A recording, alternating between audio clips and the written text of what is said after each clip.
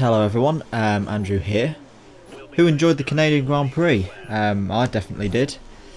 We'll get onto that in a moment, but first of all, another 3-lap race for you, this time around Bahrain. Back in the Williams. Kind of stuck in the midfield on the grid, so who knows what could happen, as we're being told to get out on the track. Let's see what the grid looks like today. So we've got, what's that? That's a Caterham on pole. Sorry, my eyes are really bad. I haven't got my glasses on.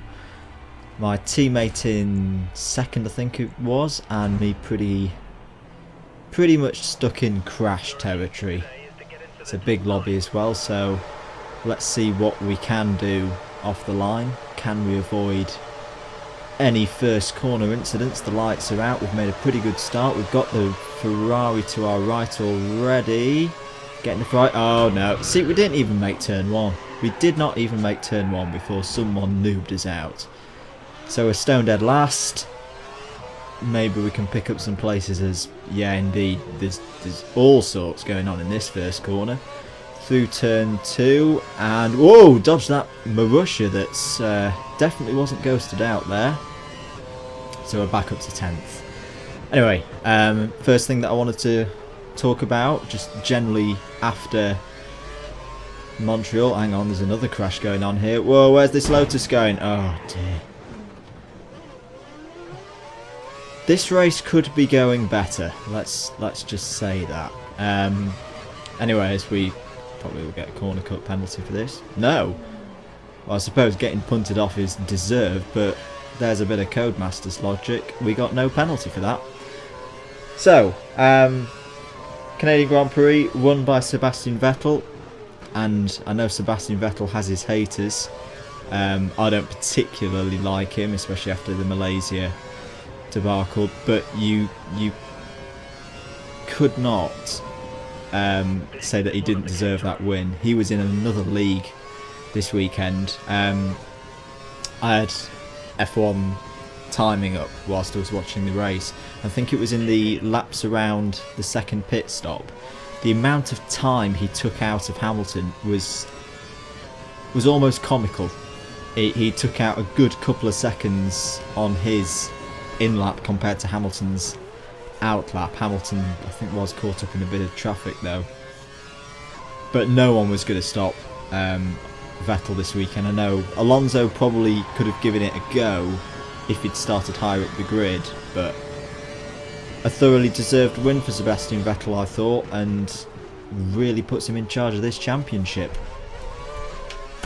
Second lap and second topic. Funnily enough, we're pretty much on time for our topics today. I won't waste any time and get onto it. Wanted to talk about the stewards. It's a bit of a praise from me. The penalties given to Van der Garde and Suttel, I thought, were spot on. I mean, especially the Van der Garde one, who I saw this morning Mark Webber had described as a pay driver with no mirrors. Classic Mark Webber quote there. Not sitting on the fence at all. Yeah, Van der Garde is just not using his head there, but he's a young driver. He'll learn from that incident and hopefully not do it again. The Suttil one, I don't know all the facts in and out of his court case a couple of years ago, but clearly there's still tension from his side towards Lewis Hamilton, and I just wonder, was that a case of it boiling over? He was complaining on team radio about the penalty after the race. For me, there were at least two good opportunities, I think, coming out of the second chicane. Along the back straight, he could have got out of the way of both Hamilton and Alonso, and along in the lead up to the hairpin as well. Yeah, I think Force India would be a bit frustrated with that because he cost him a couple of points there. Very quickly, whilst we're on the topic of penalties, I'll leave it for you to discuss in the comments below. I was kind of glad these didn't get penalised because I like to see close racing, but there are rules that say you're not allowed to make two defensive manoeuvres along a straight, and especially not You're not meant to move in the braking zone.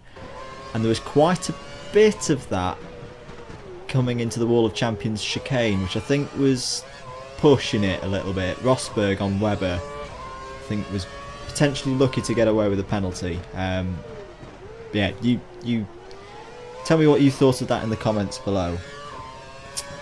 As we're on lap 3, last thing that I wanted to talk about was my driver of the day and one of my drivers of the season so far, and it was Paul di Resta, who I thought had a fantastic race. Given the nature Canada has for incidents and crashes, I think he did very well in that first half of the race to keep his nose clean. And the pace that he had in that first quarter of the race, I think that's what forced people to start doing the earlier stops, because he had very good pace, and it took anyone who was trying to do a one-stop starting super soft out of the race straight away. So well done, Paul.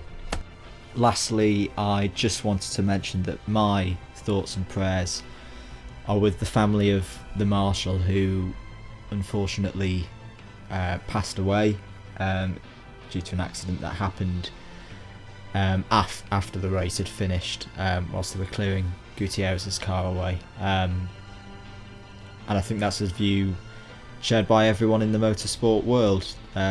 Without marshals and their hard work and the volunteering they do, we couldn't go racing on any sort of level. And I think it's a stark reminder that motorsport is still dangerous, so my thoughts and prayers go out to that family.